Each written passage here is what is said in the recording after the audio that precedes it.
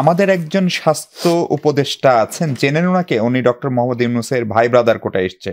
Doctor ইউনূসের সবচেয়ে স্বজনপ্রীতির সবচেয়ে বড় উদাহরণ স্বাস্থ্য উপদেষ্টা, সবসময় বলে আসছে এই স্বাস্থ্য উপদেষ্টার কোনো প্রয়োজন নেই।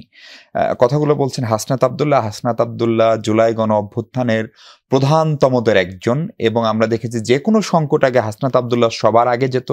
এমনকি রাষ্ট্রীয় অতিথি ভবন, প্রধান উপদেষ্টা যেটি বাসভবন এখন, সেখানেও যখন কেউ গেছে সে গিয়ে তাদেরকে শান্ত করেছে। কি এমন হলো? হাসনাত কেন এই স্বরে কথা বলছেন? দেখুন, এই সরকারের তো নানান কর্মকাণ্ড নিয়ে সমালোচনার দুয়ার ডে ওয়ান থেকেই ওপেন। হাসনাত আবদুল্লাহ এখন একটি রাজনৈতিক দলের নেতা। হাসনাত আবদুল্লাহ এই দেশের একজন নাগরিক। হাসনাত আবদুল্লাহ জুলাই অভ্যুত্থানের একজন অগ্রভাগের সৈনিক। সে তো সরকারের সমালোচনা করার মারাত্মকভাবে অধিকার রাখে, কোনো অসুবিধা তো নেই। সে যেটা বলছে, সে যেটা মনে করেছে, এটা একটা তার পলিটিক্যাল স্টেটমেন্ট। সেটা আরেকটা বিষয় যদি আপনি দেখেন, তার মানে স্বাস্থ্য উপদেষ্টাকে আসলে কোটায় নিযুক্ত। আমি আপনাকে সে জায়গায় আসছি। আরেকটা বিষয় আসলে দেখেন, আপনি একটি রাজনৈতিক দল নির্বাচিত হয়ে যখন সরকার গঠন করে, কাকে কোন মন্ত্রী বানাবে, কিভাবে কোন মন্ত্রণালয় চলবে, এই সিদ্ধান্তটি নেন প্রধানমন্ত্রী। উনি তার দীর্ঘ রাজনৈতিক পথ চলায় উনি বুঝতে পারেন যে কোন মানুষটাকে দিয়ে কোন কাজটি হবে। ইনফ্যাক্ট দলের ভিতরেও যখন রাজনৈতিক দলগুলি তার সাংগঠনিক কার্যক্রম চালায়, সে সময় তাদের একজন দেখবেন স্বাস্থ্য বিষয়ক সম্পাদক থাকেন, একজন দেখবেন স্পোর্টস রিলেটেড সম্পাদক থাকেন, এরকম নানান পরিবেশ বিষয় থাকেন। ধরে নেওয়া হয় যদি ধরুন বিএনপি জয়লাভ করলো, বিএনপিতে তো এরকম ডজন খানেক লোক আছে যাদেরকে ওনারা স্বাস্থ্যমন্ত্রী বানাতে পারবেন, এরকম নানান।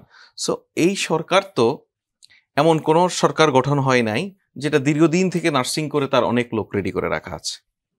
আর সরকার গঠন প্রক্রিয়ার পর এই ধরনের একটা ইন্টারিম গভর্নমেন্ট যখন হবে, তখন আপনার এটারও কোনো উপায় নেই যে এমন সব মানুষকে নিয়ে এসে আপনি আপনার এই ছোট্ট পরিষদটাকে সাজাবেন যেসব মানুষকে আপনি চেনেন না, জানেন না। এই স্বাধীনতাটুকু প্রধান উপদেষ্টার থাকে। উনি যাকে দিয়ে কমফোর্ট ফিল করবেন। একই সঙ্গে দেখুন, আপনি অনেক কাজের একজন লোক নিয়ে আসলেন, কিন্তু আপনার রানিং মেট হিসেবে উনি কার্যকর আপনি মনে করছেন না। সেক্ষেত্রে এখন আপনি দেখুন, স্বাস্থ্য উপদেষ্টার কাজের নিয়ে সমালোচনা করছেন, সমালোচনার জায়গা আছে, অবশ্যই সমালোচনা করবেন, কোনো অসুবিধা নেই। সমালোচনা না করলে তো সংশোধনের কোনো জায়গা নেই। ধরেন স্বাস্থ্য উপদেষ্টা, আপনার সঙ্গে অফ এয়ারে যেটা আলোচনা হচ্ছিল, স্বাস্থ্য উপদেষ্টা সানগ্লাস পরে প্রেস ব্রিফিংয়ে এসেছেন, সেটা নিয়েও কথা হয়েছে। ওনার নিজের চোখের একটা অপারেশন হয়েছে এই 2 দিন আগে, সেজন্য এসেছেন। এখন আপনি ক্রিটিসিজমের জায়গাটা ইজ ওপেন। এবার দেখুন, এটা জাস্ট প্রসঙ্গক্রমে আমি বলে রাখি, এই হাসনাত আবদুল্লাহদের দল এনসিপি, সেটাকেই কিন্তু আবার কেউ কেউ এই সরকারের দল বলে চালানোর চেষ্টা করে। ফলে সেই ইমেজ পুনরুদ্ধারের জন্য এরকম বলা হচ্ছে না তো? আবার এটা আপনি খতিয়ে দেখতে পারেন। হ্যাঁ, দেখুন, আমাদের কাছে ইমেজ কি জানেন? আপনি ভাইকে প্রশ্ন করছিলেন না যে সরকারের উপরে জামাতের প্রভাব কতটুকু? মারাত্মক, সিরিয়াস প্রভাব। জামাত যদি একাও চায় হয়তো সরকারকে ফেলে দিতে পারবে। আরো সিরিয়াস প্রভাব বিএনপির, এনসিপির, সাধারণ মানুষের প্রচন্ড প্রভাব। এই সরকার কারো একার প্রভাবে বা একক প্রভাবের মধ্যে নেই, সবার প্রভাবের মধ্যে আছে। সরকার কারা গঠন করেছে? সরকার তো আমি আপনি গঠন করি নাই। এই ভাইয়ের দল ওনারা সবাই মিলে বসেই তো একটা সরকার গঠন করেছে। আপনার আমাদেরকে জামাতের ভাইয়েরা দেখা হলে নিয়োগ করতে তো হাসনাতরা। কেন নিয়োগ করতে হাসনাতরা? সবাই অভ্যুত্থানের সকল শক্তি। স্যার যদি তাই বলেন, ছাত্ররা বলেছে, ছাত্রদল ছিল না, ছাত্র শিবির ছিল না, তাদেরকে বাদ দিয়ে ছাত্র নাকি? তারা আন্দোলন করে নাই? তারা কি স্টেক তুলে নিতে পারবে? বিএনপি ছাত্রদল এই আন্দোলনের অংশ ছিল না? ছাত্রদলের এতগুলি মানুষ এখানে প্রাণ দিয়েছে, শিবিরের এতগুলি মানুষ প্রাণ দিয়েছে, তারা তো স্টেক তুলে নিতে পারবে না। তো সেই বিবেচনা আপনি যদি খুব টেকনিক্যাল জায়গায় যান, আমি সেটা বললাম। আমাদেরকে যখন জামাতের ভাইয়েরা দেখলে আপনারা বিএনপির কথা ছাড়া কিছুই করেন না, বিএনপির ভাইয়েরা দেখলে বলে জামাত দিয়ে সব প্রশাসন ভরিয়ে ফেলেছেন।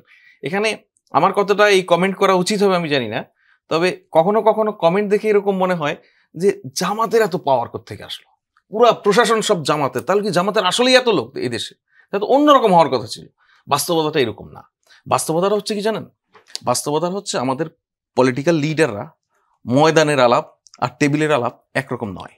আপনি খেয়াল করুন, ঐক্যমত্য কমিশনের সংলাপে যে আলোচনা হচ্ছে, এখানে পিআর সিস্টেম বলে কোনো এজেন্ডাই নেই। ময়দানে কিন্তু পিআর নিয়ে ওনারা কথা বলছেন। আপনি খেয়াল করুন যে হাসনাত আবদুল্লাহরা এখন সরকারের সমালোচনা করছে, আপনি সেটাকে সমালোচনা হিসেবে নিচ্ছেন, আবার তাকে এই দলের পার্টি বানাচ্ছেন। আপনি খেয়াল করুন, গতকালকে জনাব তারেক রহমান যে স্টেটমেন্ট দিয়েছেন ঐক্য নিয়ে অসাধারণ বক্তব্য। আপনি কয়জন বিএনপি নেতাকে টকশোতে এসে ঠিক একই ধারায় দুজনকে কথা বলতে দেখেন? কয়জনকে? তার মানে কি? মানে হচ্ছে আমরা এই যে ভাই আপনি আগস্টের আগের অবস্থা এবং রাজনৈতিক দলগুলির বর্তমান অবস্থা নিয়ে কথা বলতে গিয়ে উনি 2018 ইলেকশন, তারপরে যুগপৎ আন্দোলনের জায়গায় গেলেন। আপনার কি কারণে মনে হয় যে 5 আগস্ট পরবর্তী সময়ে পলিটিক্যাল পার্টিগুলি যে ঐক্যমত্যের মধ্যে ছিল 5 আগস্ট পরবর্তী এসে একই রকম থাকবে? জামাত এবং বিএনপির মতাদর্শিক তো অনেক পার্থক্য আছে। এনসিপি ভিন্ন রাজনৈতিক চর্চা করছে, এবি পার্টি তার অন্যরকম এজেন্ডা নিয়ে মাঠে আসছে। তাদের প্রত্যেকের নিজ নিজ রাজনৈতিক বয়ান ভিন্ন হবে, আদারওয়াইজ তো সব এক পার্টি। এবং সেটাই স্বাভাবিক। এখন প্রশ্ন হচ্ছে গণতান্ত্রিক অগ্রযাত্রায় এবং ফেসিবাদ বিরোধী শক্তির ক্ষেত্রে আমাদের পলিটিক্যাল পার্টিগুলি এক কিনা, সেটা গুরুত্বপূর্ণ। এই জায়গায় যে ঝামেলাটা তৈরি করে বিশেষ করে বড় বড় নেতাদের অনেক সময় পারস্পরিক সাংঘর্ষিক বক্তব্যে এত উত্তেজনাপূর্ণ বক্তব্য হয়, তখন নাগরিক হিসেবে আমরা আতঙ্কিত হই।